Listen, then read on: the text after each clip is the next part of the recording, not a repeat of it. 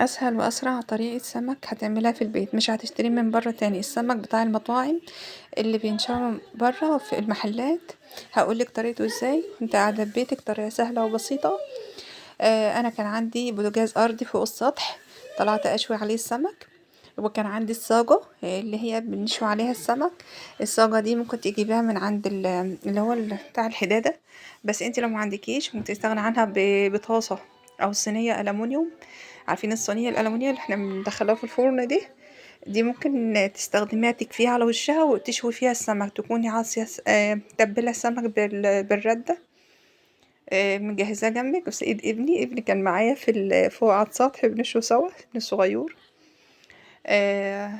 كده بدأت أشوي السمك. اللهم صل وسلم على سيدنا محمد. كده بص السمك بعد ما انشوى ما شاء الله طلع طيب وجميل ازاي. كان بياكل معايا، ما استنيش اما اخلص، وخلصت كده الكمية كلها ونزلت جهزت التتبيلة بتاعتي. يا ريت لو وصلتوا لحد هنا تنسونيش بلايك وكومنت حلو منك كده.